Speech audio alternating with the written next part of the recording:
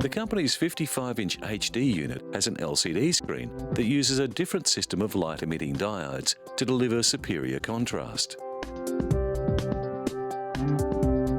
Another innovation is the separation of the screen from its signal processing electronics. The two components connect wirelessly so that the screen can be easily mounted on the wall. In combination with the enhanced picture quality, many of the new screens feature an invisible speaker system. The trend is to make the display unit more like a picture that hangs on the wall, and to highlight this, an array of screens were arranged like pictures in a gallery. The LH50 and PS80 series HD TVs are equipped with Ethernet ports and can access selected web content. And the Tokyo Metropolitan Museum of Photography has just mounted an exhibition called Still Motion, Liquid Crystal Painting, that displays a collection of artworks on flat-panel LCD screens. Dominic Legeman's YOLO V pays homage to Goya's painting The Inquisition Tribunal. As the viewer approaches, his image is imported onto the screen. Sam Taylor Wood's Still Life pictures a bowl of fruit as it ages over several weeks.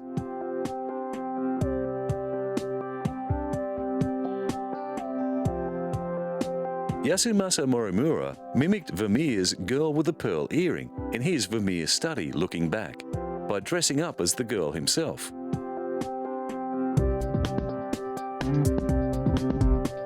Museum curator Satomi Fujimura explains that the artworks have their origins in traditional paintings, but they also explore future styles and directions that become possible as the use of technology in art evolves. Hiroshu Senju's A Forest of Water appears like a traditional Japanese folding screen. Julian Opie's minimalist figures, the woman with evening dress and Kira with a pendant, smile at the viewer.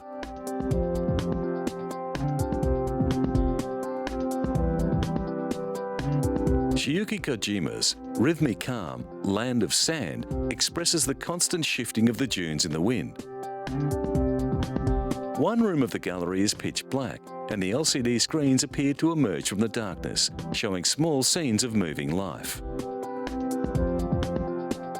The Tokyo Metropolitan Museum of Photography has always included film in its range of interests, but this LCD exhibition is a new development.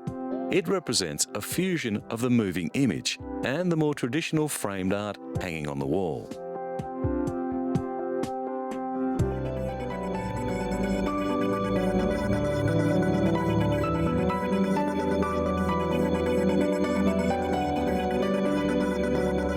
The space tourism race marked a milestone recently as British entrepreneur Sir Richard Branson and American aerospace designer Burt Rutan waved to a crowd from inside the cabin of a new aircraft designed to carry a passenger spaceship to launch altitude.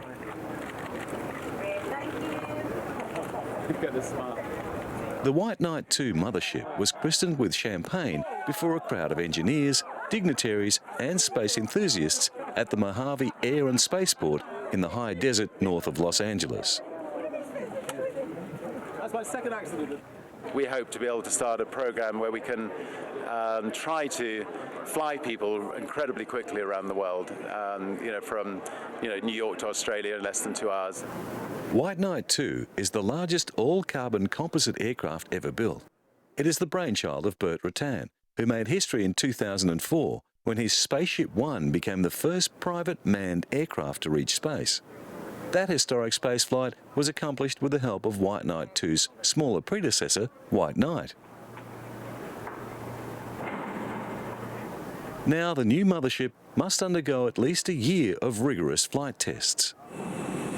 Retired American astronaut Buzz Aldrin and his wife also took part in the event. You've done it before, huh? Well, I mean, the publicity benefit would accrue to whom? To me? No. I've been on the moon with Neil Armstrong. See, so I don't need the publicity. Next step is the completion of Spaceship Two. which will be flown by 2 pilots and carry 6 passengers.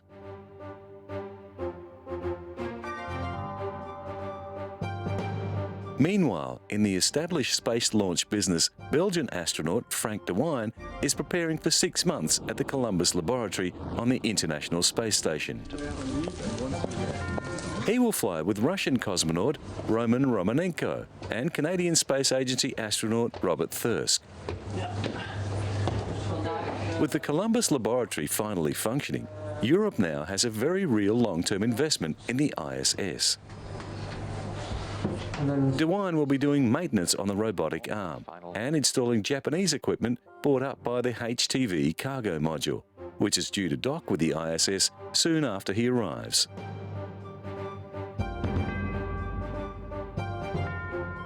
As well, he will be carrying out experiments for scientists back on Earth. What scientists are trying to determine is if microgravity influences our perceptions of parallel lines. Orientation is something that is very important also here on Earth, how people can orient themselves. Often elderly people have problems with that, and by trying to measure the processes also in microgravity that are happening in our brain, scientists try to determine if they can find also cures for diseases here on Earth. In 2002, De Wijn spent 12 days in space aboard the ISS for ESA and Belgium's Odyssea mission. The European Space Agency is not taking any chances with its next astronaut, and Dutch ESA astronaut André Kuipers is serving as backup. In support of the upcoming mission, NASA has already sent up a shuttle carrying supplies and equipment.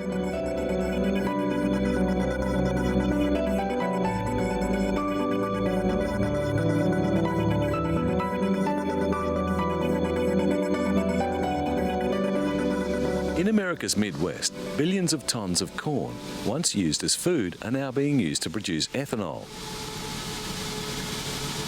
From this year, controversial federal mandates require the United States to use 34 billion litres of alternative fuel annually. That makes grain a high in-demand product. For those involved in the production chain for biofuels, it means more profit. A full 33% of this year's US corn harvest, or 3.9 billion bushels, is expected to go towards ethanol production, up from 22%. Virtually all experts agree that using crops for biofuel drives up the price of grain, but opinions vary greatly as to how much. The world's poorest people are suffering because of the biofuels initiative. Many can no longer afford the most basic food staples, and there are calls for strong measures to pull the current world food situation out of what some are describing as a crisis situation. Estimates cited by the International Food Policy Research Institute say biofuels account for more than 30% of the food price increases. What is certain is that many people across the developing world are feeling the pinch. White House economic advisors say the ethanol industry accounts for just 2 to 3% of the recent jump in grain prices, which are up more than 40% since 2007. Despite the controversy, most governments are keen to hit their biofuel targets. But even if every bit of corn in the US was used to produce ethanol, American demand for fuel would still not be met. In the Netherlands, a different plant is being tested as a renewable fuel. Algae could be part of the answer to the world's energy crisis. In Western Holland, a shallow pool that is rapidly turning green with algae is being harvested for animal feed, skin preparations, biodegradable plastics, and biofuel. Algae is the slimy stuff that clouds your home aquarium, and in larger form, gets tangled in your feet in a lake or ocean. It can grow almost anywhere there is water and sunlight, and under the right conditions, it can double its volume within hours. Opinions differ on how best to grow algae and how quickly it can come on stream as a commercially viable alternative or supplement to fossil fuel. but scientists and industrialists agree the potential is huge. In a warehouse 200 kilometres southeast of Amsterdam, a bioreactor is producing algae in pressure cooker fashion that its manufacturer hopes will one day power jet aircraft. Algae doesn't require much space or good farmland. It can grow in freshwater, polluted water, seawater or farm runoff. It can purify a city's sewage while feeding on the nitrogen and phosphates in human waste, and it is rich in oil.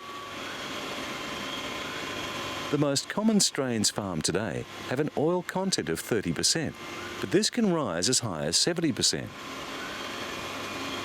Experts say it will be years, maybe a decade, before this simplest of all plants can be efficiently processed for fuel.